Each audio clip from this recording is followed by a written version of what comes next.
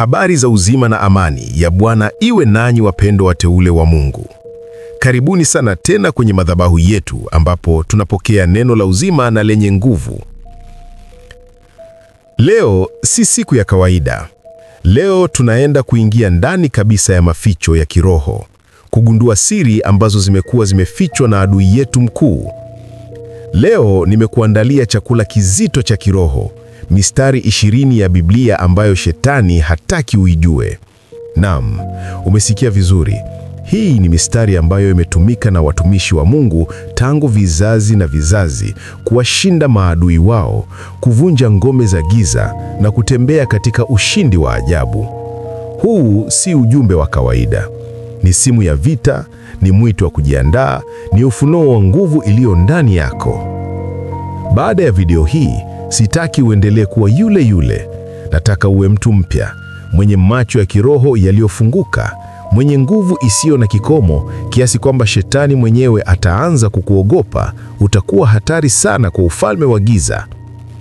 Lakini kabla hatujaanza safari hii takatifu, napenda kukuuliza swali hili muhimu. Je, uko tayari kukaa katika uwepo wa Bwana na kulipokea neno hili kwa moyo wako wote? Kama jibu ni ndio, la kweli kutoka ndani yako, basi hebu tuchukue dakika moja. Weka simu yako chini, funga macho yako na muombe Roho Mtakatifu akufungulie akili na moyo wako. Sasa, kama bado hujasubscribe kwenye channel hii, tafadhali bonyeza kitufe cha subscribe sasa hivi, like video hii na muhimu zaidi, share na ndugu na jamaa wako. Hatutaki hata mtu mmoja akose neema hii ya ajabu. Amen. Sasa, kwa nini shetani hataki uijue mistari hii? Wapendwa, tuelewe jambo moja la msingi. Neno la Mungu ndiyo nuru yetu, ndiyo uzima wetu, ndiyo silaha yetu kuu. Biblia katika kitabu cha Waebrania 4:12 inasema, maana neno la Mungu li hai, tena lina nguvu, tena lina ukali kuliko upanga wowote ukatao kuwili, tena lachoma hata kuzigawanya nafsi na roho na viungo na mafuta yaliyomo ndani, tena lijepesi kuyatambua mawazo na makusudi ya moyo. Huu si upanga wa kawaida. Huu upanga ukiwa nao unafunua siri zote za adui, unavunja mikakati yake, unamfukuza na kukupa mamlaka juu yake. Shetani anajua kabisa kuwa ukiifahamu kweli hii, utakuwa huru kweli kweli. Anajua kuwa ukiwa huru, basi yeye amepoteza eneo. Anajua kuwa ukianza kuishi neno hili, basi yeye hana nafasi tena katika maisha yako. Hebu jiulize, ni kwa nini unateseka kwenye eneo fulani la maisha yako? Inawezekana ni kwa sababu umefichwa kweli ya neno la Mungu. Lakini leo tunavunja pazia hilo, nuru inaingia. Basi, bila kupoteza muda, hebu tuzame ndani ya chemchemi hii ya uzima. Kaa tayari. Hapa patakuwa mahali pa kutana na Mungu kupitia neno lake. Mstari wa kwanza, Warumi 8:37. Lakini katika mambo haya yote, tunashinda zaidi ya kushinda kwa yeye aliyetupenda. Amen. Wapendwa, mstari huu unafunua ukweli mkuu sana. Sisi si washindi tu wa kawaida, bali tunashinda zaidi ya kushinda. Hii inamaanisha nini? Kwamba hata kabla ya vita kuanza, sisi tayari tumeshinda. Hata kabla ya changamoto kujitokeza, sisi tayari tuna ushindi. Huu ni ushindi wa kishindo, ushindi wa kudumu, ushindi usioweza kubatilishwa. Shetani hataki ujue wewe ni zaidi ya mshindi. Yeye anataka ujione kuwa dhaifu, lakini neno la Mungu linasema wewe ni shujaa wa ushindi. Pokea neno hilo. Mstari wa pili wa Filipi 4:13. Na yaweza yote katika yeye anitiaye nguvu. Hapa ndipo tunapopata chanzo halisi cha nguvu. Haijalishi unaona ugumu kiasi gani, haijalishi adui anakushambulia kwa namna gani, haijalishi unasikia umeshindwa kiasi gani, neno hili linasema unayaweza yote. Huna haja ya kutafuta nguvu nje yako. Kristo, muumba wa mbingu na nchi, anaishi ndani yako na anakutia nguvu. Je, ni jambo gani unaliona haliwezekani maishani mwako sasa hivi? Tazama neno hili na useme, nayaweza yote katika Kristo anitiaye nguvu. Mstari wa 3, Isaya 54:17. Kila silaha itakayofinyangwa juu yako haitafanikiwa, na kila ulimi utakaoinuka juu yako katika hukumu utauhukumu. Haleluya! Ninaposema mstari huu, ninaona ngome za adui zikianguka. na kuombea wewe unayesikia sauti hii kwamba kila silaha ya uchawi, kila silaha ya ugonjwa, kila silaha ya umaskini, kila silaha ya shida za kifamilia iliyofinyangwa juu yako haitafanikiwa. Pia kila ulimi wa hukumu, ulimi wa laana, ulimi wa mashutumu uliokuinukia, Bwana amekupa mamlaka kuuhukumu. Wewe si mwathirika, wewe ni hakimu. Simama kwa mamlaka. Mstari wa 4, Yakobo 4:7. Basi mtini Mungu, mpingeni shetani, naye atawakimbia. Rahisi na wazi. Hakuna siri hapa wapendwa. Neno hili linatupa formula ya ushindi. Kwanza, tumtii Mungu kwa uaminifu wote. Pili, tumpinge shetani kwa ujasiri. Na matokeo yake ni nini? Naye atawakimbia. Angalia, hata sita atawakimbia. Shetani anajua sauti ya utiifu kwa Mungu. Anatambua mamlaka ya mpinga Mungu. Je, unampinga shetani kwa imani yako? Mstari wa 5, Mwanzo 1:4. Ninyi watoto wadogo mwatokana na Mungu, nanyi mmewashinda, kwa sababu yeye aliye ndani yenu ni mkuu kuliko yeye aliye katika dunia. Pokea ufufuo wa Roho Mtakatifu katika neno hili. Wewe si mtu wa kawaida, wewe umetokana na Mungu. Na kwa sababu Mungu ndiye baba yako, nguvu na asili yake imo ndani yako. Hivyo, yeye aliye ndani yenu ni mkuu kuliko yeye aliye katika dunia. Shetani ni wa dunia hii, lakini Mungu wako ni mkuu kuliko dunia hii na kila kilicho ndani yake. Jua thamani yako, jua nguvu yako, jua mamlaka ulionayo. Mstari wa 6, Zaburi 23, mstari wa 4. Naam, ijapokuwa natembea bondeni la uvuli wa mauti, sitaogopa mabaya, kwa maana wewe upo pamoja nami. Fimbo yako na gongo lako vyanifariji. Hata katikati ya mapito mazito, hata katikati ya giza totoro, hata pale ambapo unaona hakuna njia ya kutoka, neno la Mungu linasema, sitaogopa mabaya. Kwa nini? Kwa sababu mchungaji mwema, Yesu Kristo, yupo pamoja nawe. Fimbo yake inakulinda na kukusahihisha. Gongo lake linakufariji na kukuongoza. Usiache hofu ikuchukue mateka. Bwana yupo. Mstari wa 7, Luka 10, mstari wa 19. Tazama, nimewapa amri ya kukanyaga nyoka na nge na nguvu zote za adui, wala hakuna kitu kitakachowadhuru kabisa. Nani anaweza kukataa neno hili? Tazama, nimewapa amri. Hii si ombi, ni amri. Umepokea mamlaka ya kukanyaga kila aina ya nyoka na nge, kila aina ya pepo wachafu, kila aina ya mashambulizi ya kiroho. Wala hakuna chochote kitakachokudhuru. Huu ni ulinzi wa kiungu usio na kasoro. Je, unaitumia mamlaka hii katika maisha yako? Simama na ukanyage kila njama ya adui. Mstari wa 8, Marko 16, mstari wa 17 na 18. Na ishara hizi zitawafuata hao waaminio. Kwa jina langu watatoa pepo, watasema kwa lugha mpya, watashika nyoka. Hata wakinywa kitu cha kufisha, hakitawadhuru kabisa. Wataweka mikono yao juu ya wagonjwa, nao watapona. Wow, hii ni ahadi ya ajabu kwa kila mwamini. Huu si utani. Hizi ni ishara za nguvu za Mungu zikifanya kazi kupitia wewe. Unayo mamlaka katika jina la Yesu kutoa pepo, kuzungumza lugha mpya za kiroho na hata kuweka mikono yako juu ya wagonjwa nao wapone. Shetani hataki ujue kuwa nguvu hii ipo ndani yako na inafanya kazi. Mstari wa 9, Waefeso 6, mstari wa 10-11. Hatimaye ndugu zangu, mkawe hodari katika Bwana na katika uweza wa nguvu zake. Vaeni silaha zote za Mungu, mpate kuweza kuzisimamia hila za Ibilisi. Neno la Mungu linatukumbusha kuwa tuko vitani. Vita si vya kimwili, bali vya kiroho. Lakini habari njema ni kwamba Mungu ametupa silaha zote tunazohitaji. Silaha zako zipo. Je, unazivaa kila siku? Usitoke nje bila kuziweka, kwa maana ndizo zitakuzia kushinda kila hila na mbinu za shetani. Kuwa hodari katika Bwana. Mstari wa 10, Timotheo wa pili 1 mstari wa 7. Maana Mungu hakutupa roho ya uoga, bali ya nguvu na upendo na akili timamu. Haleluya! Mstari huu unafuta hofu yote. Kama unasumbuliwa na hofu, wasiwasi au mashaka, basi ujue hiyo si kutoka kwa Mungu. Mungu alikupa roho ya nguvu, ya upendo na ya akili timamu. Woga si sehemu yako. Kataa kila roho ya woga katika jina la Yesu.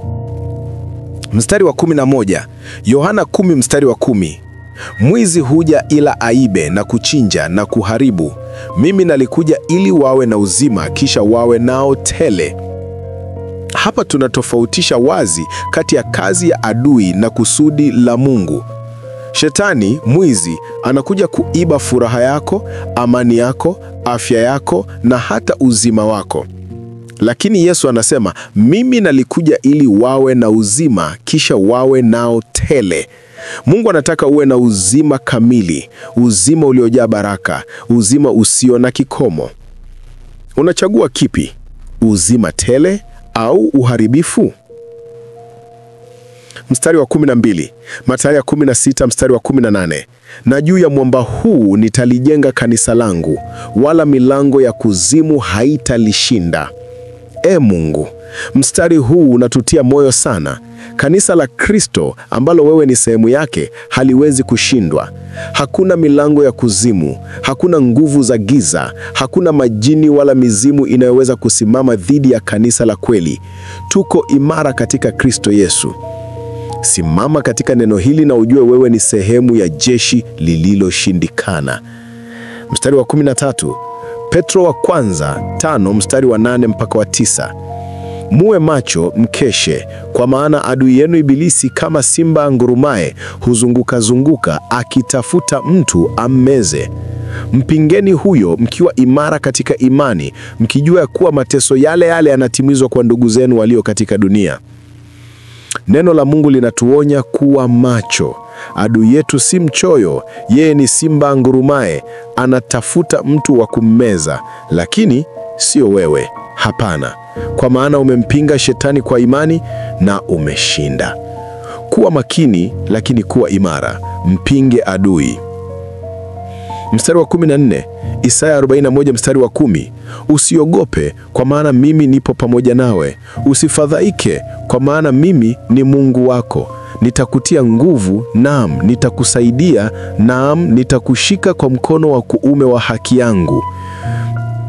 Nuru hii iangaze ndani yako. Tena na tena, neno la Mungu linatupiga marufuku kuogopa. Kwa nini? Kwa sababu Mungu mwenyewe yupo pamoja nawe. Yeye ndiye Mungu wako. Yeye ndiye anayekutia nguvu, anayekusaidia na anayekushika kwa mkono wake wa haki. Hakuna haja ya kufadhaika, kwani Mungu yupo upande wako. Mstari wa 15, Zaburi 91 mstari wa 10 na 11. Mabaya hayatakupata wewe, wala tauni haitakaribia hema yako, kwa maana atawaagiza malaika zake kwa ajili yako, wakulinde katika njia zako zote. Huu ni mstari wa ulinzi wa ajabu. Wewe mtoto wa Mungu umezungukwa na ulinzi wa kimungu. Hakuna mabaya yatakayokupata na tauni yoyote haitakaribia hema yako. Kwa nini? Kwa sababu Mungu amewaagiza malaika zake kukulinda katika njia zako zote. Fikiria malaika wa Mungu wakiwa wamekuzunguka. Nani anaweza kusimama dhidi ya hili? Mstari wa 16, Warumi 16:20. Na Mungu wa amani atamponda shetani chini ya miguu yenu upesi. Haleluya! Ushindi mkubwa huu. Neno hili linasema Mungu wa amani mwenyewe atamponda shetani. Lakini angalia hapa, si chini ya miguu yake Mungu, bali chini ya miguu yenu. Hii ni mamlaka uliopewa. Shetani atapondwa na wewe. Atapondwa chini ya miguu yako. Na hilo litatokea upesi. Pokea neno hili kama unabii wa ushindi wako. Mstari wa 17, Waebrania 13 mstari wa 5. Wala sitakupungukia kabisa, wala sitakuacha hata kidogo. Ahadi hii inawapa faraja wale wote wanaohisi upweke au wanaohisi wameachwa. Mungu anakuhakikishia kwamba hawezi kukuacha wala hawezi kupungukia. Yeye yupo pamoja nawe siku zote, hata ukivuka kwenye maji makuu au kupitia kwenye moto. Yeye ni Mungu mwaminifu. Mstari wa 18, Yuda 1:9. Lakini Mikaeli malaika mkuu aliposhindana na Ibilisi akiteta naye kwa ajili ya mwili wa Musa, Hakuthubutu kumletea hukumu ya kutukana, bali alisema, Bwana akukemee.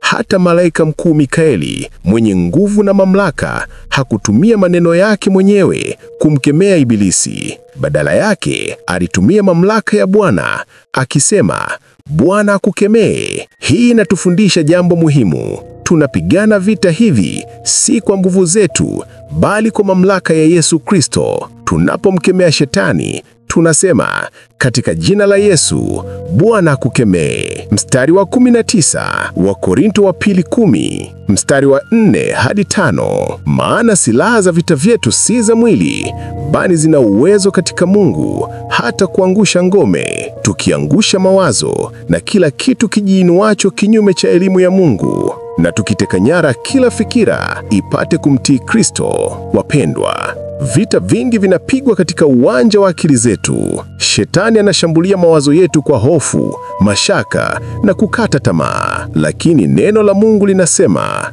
tuna silaha zenye uwezo wa kuangusha ngome zote za mawazo mabaya. Tunaweza kuvunja kila wazo, kila fikira, kila hoja inayoinuka kinyume na elimu ya Mungu. Teka nyara kila fikira ili mtii Kristo. Mstari wa 20, Ufunuo 12:11. Nao wakamshinda kwa damu ya mwana-kondoo na kwa neno la ushuhuda wao, wala hawakupenda maisha yao hata kufa.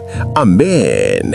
Huu ndio mstari wa ushindi wa mwisho. Tunamshinda Shetani kwa vitu viwili muhimu: damu ya mwana-kondoo na neno la ushuhuda wetu. Damu ya Yesu inatufanya tuwe safi na ina mamlaka yote. Ushuhuda wako wa jinsi Mungu amekutendea unampa Shetani hofu. Usinyamaze kimya, shuhudia matendo makuu ya Mungu, na muhimu zaidi, usipende maisha yako hata kufa. Utitieshe maisha yako yote kwa Kristo. Hitimisho. Haleluya! Ni heshima kubwa sana kuwa nimekuwa nanyi katika safari hii ya ajabu ya kiroho. Tumesikia, tumejifunza na tumejikumbusha upya nguvu ya neno la Mungu. Sasa, baada ya kusikia mstari hii 20 na maelezo yake, je, ni mstari gani umekugusa zaidi? Ni mstari gani umefungua macho yako na kukupa nguvu mpya?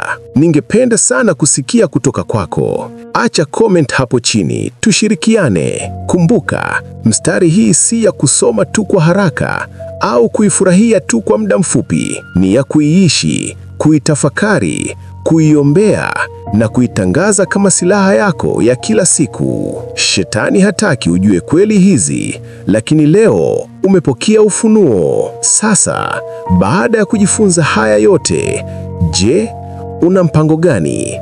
Je, utaendelea kuwa yule yule au utasimama kama shujaa wa Mungu ukitangaza neno lake na kutembea katika ushindi usiokwisha? Uchaguzi ni wako, wapendwa. Na kusihi sana usiache baraka hii kwako mwenyewe.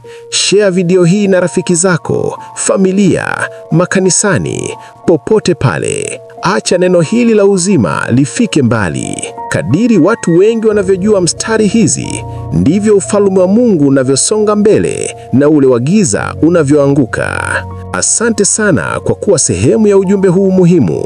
Nikutakie baraka tele, neema isiyo na mipaka na nguvu mpya ya kutembea katika ushindi. Kumbuka daima, wewe ni mshindi na unamshinda adui katika jina la Yesu. Kwa heri na Mungu awabariki.